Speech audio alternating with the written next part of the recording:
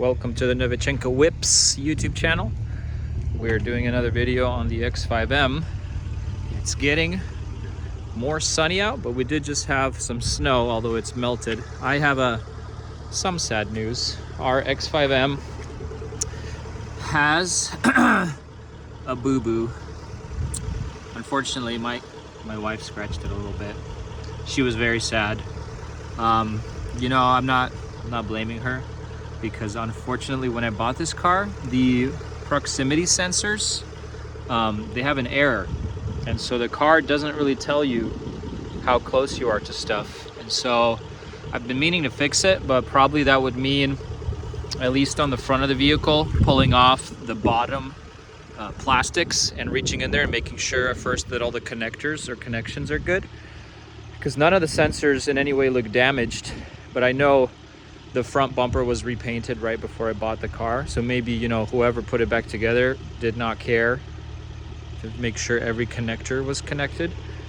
And thus, we're probably gonna need to now fix the gash on the front and connect the connectors. So I can buff some of this stuff out, but some of these gashes are pretty deep. I always have a dilemma with filing an insurance claim, because sure, they'll fix it for you, but they will ramp up your insurance. It almost seems no matter what kind of claim you make these days. So I do have touch-up paint for all this. I'll try that first, and honestly, if it just looks horrible, it's a dark paint car, so sometimes you can mask a lot of this stuff. But sometimes, if it just looks bad and I don't like it at all, we'll go about the actual repaint route, or I'll just find someone that'll repaint it for me for a couple $100. Cool. Welcome to the life of vehicle maintenance, so to speak.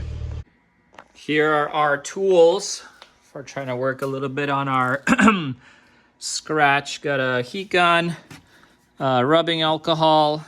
I like using this company, Scratches Happen. They have really good touch-up paint, and it comes in a nice package with Q-tips and different types of applicator. They have toothpicks, and then they also have actual tiny brushes that are super cool. And we're gonna get some light on it. So here's that. It's a pretty nasty scab, but gonna try to fix it as much as I can. Stuff happens.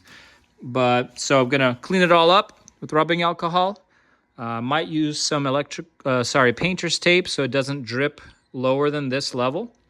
But I'm sure we'll be fine. I'll apply a little bit at a time, and we'll go about that. Whoops. Okay.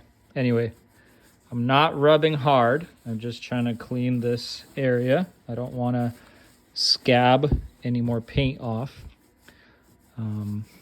But you do want it to be degreased in every regard so that you can apply some paint and have it last longer up on here. Here's what comes in the bottle. So you get your matching paint. There is a clear coat that you get as well, similar kit. And then you get this nice combination of brushes, and then they also give you toothpicks if you ever just need to dot it. But these brushes work really well if you're very careful. Shake this up. I've run the heat gun over this so it's nice and warm. So I'm just gonna try to work in very carefully this big patch first, see what I can make of it. So here it is. I mean, it's not the prettiest, but at least the horrible scab of it is gone. I'm still thinking maybe towards summer, when the weather gets better, I'll get it redone and looking a lot better. I want to do something really quick. I want to correct the crooked X5M badge that I have in the back. This thing, if you notice, very slightly, the M is kind of too high up. So I'll see if I can heat gun it, take it off, clean off the surface, and re-adhere it. I've seen a lot of people just run a cool, sleek M badge. Even if I just want that, I need to straighten it out. I was able to get it off. I'm getting all the double-sided tape goo off. But unfortunately, these plastic pieces started to bend as I pulled them off, so I'm not going to be able to put them back on. I mean, maybe I could do the M, but it started melting as I was heating with the heat gun. Let me think. Yeah, it doesn't look really pretty. It's a little deformed on the top right corner. If anyone looks closely, they would know. So I'll probably order a new one down the road if I really want to run a badge on the back, or we could run debadge for now. That's fine. Check out the beautiful mountainscape over there. So let's see how my quick touch-up job turned out. I mean, from 10 feet, you can't see anything, but I'm probably gonna figure out something with this piece of flake, maybe use a X-Acto knife and try to cut it more pretty. But yeah, as I said, I'm not a bodywork guy by any means. It's lightly snowing out again today. Good thing we're daily driving the X-Drive X5M. And good thing, months ago, I put on some snow tires, which I was almost at the point of regretting because I went through, you know, the trouble of buying those, finding those, and then there was no snow till Feb 1st. But honestly, these tires, they feel pretty good. Snow tires, if you ever driven with them, they feel softer than like a summer or all weather or all season or performance tire. And the car might feel softer on them, but that's, you know, and then again, the traction is different. So for example, I've experienced a little bit of understeer on like a roundabout. If you're going, you know, the good 15, 20 miles an hour, when you don't slow down too much for the roundabout, you experience a little bit of understeer. But I think that's just maybe due to the nature of the weight of the front of the car.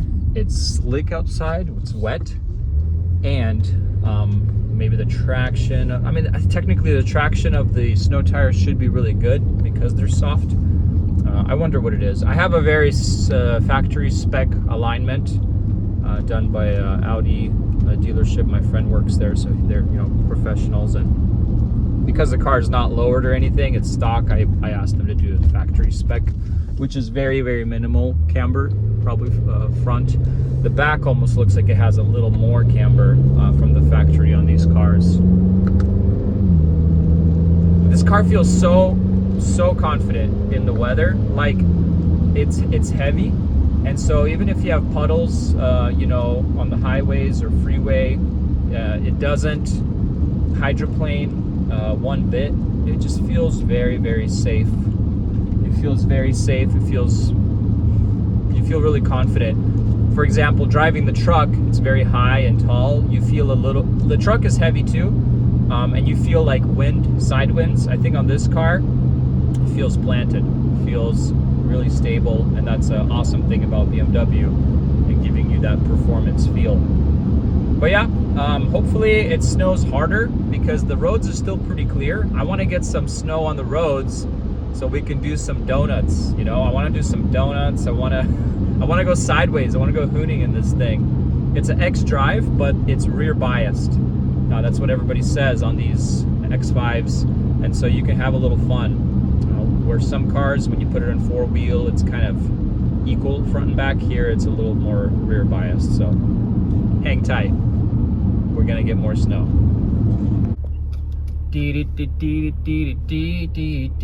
Driving home from work. I've been tailgated by a Tesla. I don't know if it's the auto drive feature that tailgates people or the Tesla drivers. It's a nice looking new Model 3. But I'm trying to get away from them because I'm tired of being tailgated. So let's see if we can rip around on the right lane around this truck. Let's go.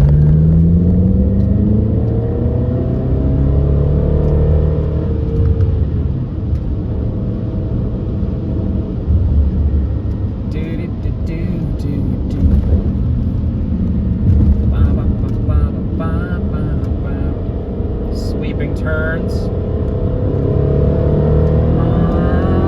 Wind it out. the shifts in sport mode on this thing. Here's also how she's looking badgeless, and I think I much prefer no badge over a crooked badge. I might keep it this way. Looks more clean.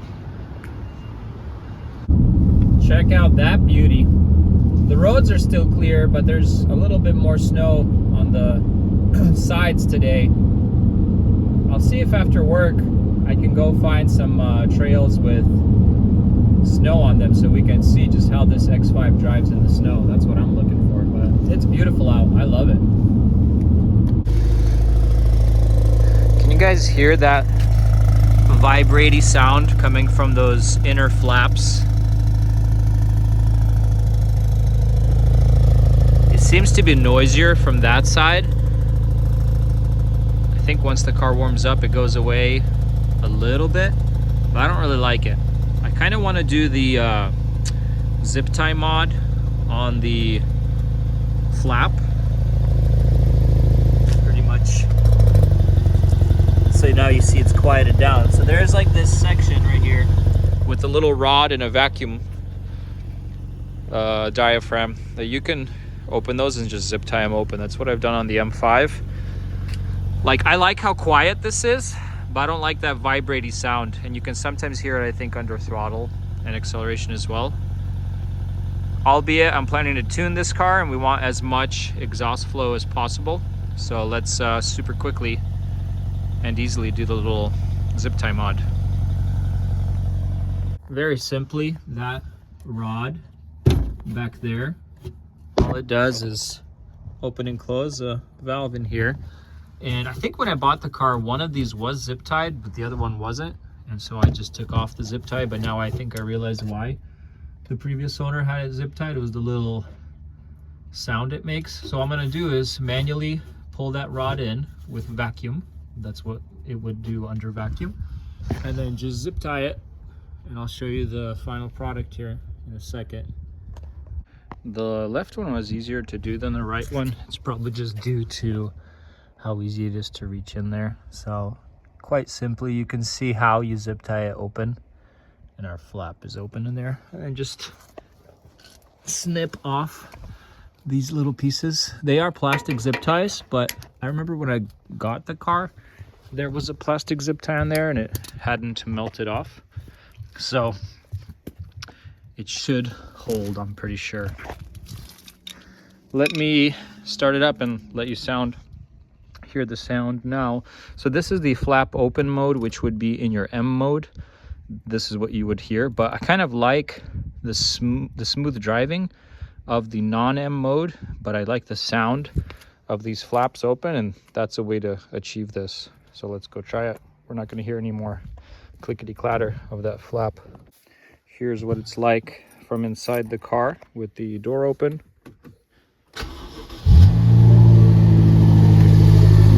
So yeah, it sounds better. Sounds like it should. And again, it's a lot deeper sound and no rattling. I'm excited to improve this sound later when we throw in the X-pipe. When we throw in an X-pipe, it's going to sound more like a V8 or closer to the sound that I get out of the M5 that does come with the X-pipe from factory. And then of course when we get downpipes, catless downpipes, you're going to hear even more of that exhaust. I don't even think I'm going to switch out the rear muffler for now, unless it's going to be for some other reason. I'm also researching which tune to get. So far I've been in contact with Veloz, but I am kind of leaning towards the VF engineering. It seems like something that I would be interested in doing, just with the flash method. I think you just use your laptop and their cable, and then it has what looks like proven most gains for their stage 1 and stage 2 catless downpipe tunes. I'm looking to just make some power with this Beamer. It's gonna be kind of like my sleeper, debadged. You can't even tell really that it's an M5 unless you know that the M5s came with the quad muffler. I don't even have any sound clips of my car exhaust, so let's do this. Pretty much stock exhaust, X5M E70, and pretty much flaps zip tied open all the time. I'll do a couple revs in normal mode and I'll switch it to M mode and see if it sounds any more any different.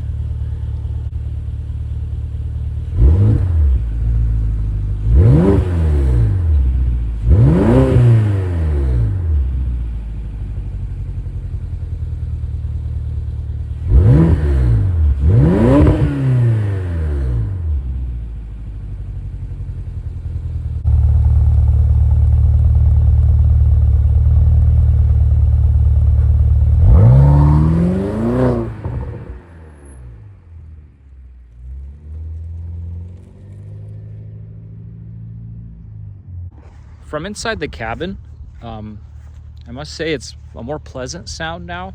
So you hear more exhaust. It still sounds like 2 4-cylinders out the back instead of a nice V8. And I think that's a byproduct of having no X-pipe, but we're gonna fix that.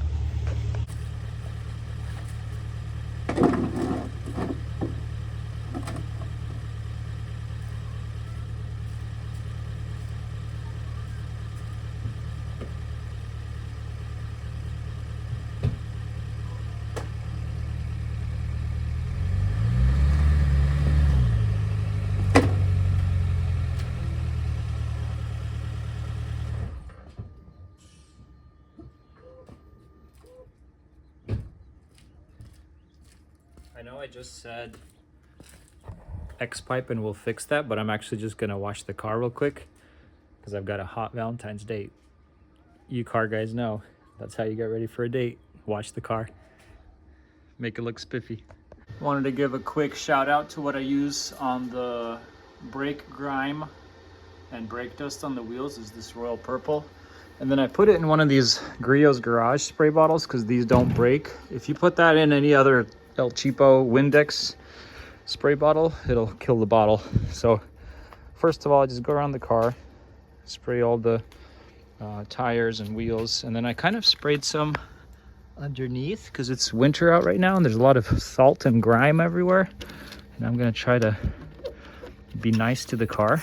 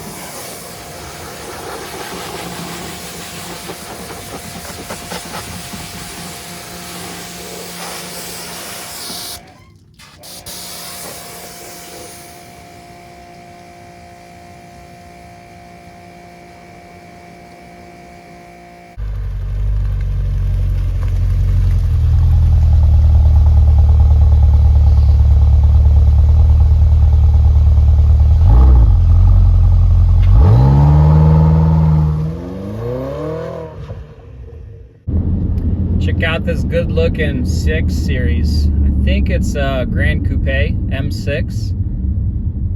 Check out that cool diffuser on the bottom. It looks like it has an exhaust. Has a trunk lip. I've always liked the M6 Grand Coupe, the 4-door. Look at that roof. Also, the divot in the roof. This thing is beautiful. Oh yeah. Definitely has an exhaust.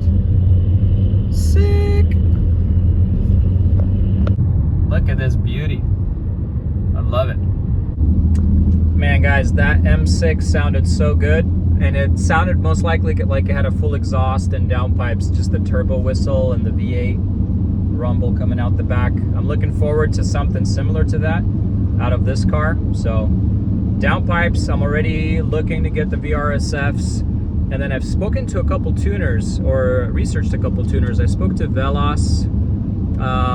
I'm kind of astounded at how expensive a tune is for this car, and there's no custom tuning. You know, they name a price like, oh yeah, it's $1,500, and you're like, cool. Do I get a couple tunes, like a stage 1, stage 2, or can you give me a stage 2 and then I'll do the downpipes and then you'll give me a stage 2 plus? And they're like, oh no, I just send you one tune and it works whatever mods you put on. And I'm like, I don't know, coming from the tuning world, mods need kind of customization. I get it, maybe, you know, Beamer's set up a little bit different, which it is, but still.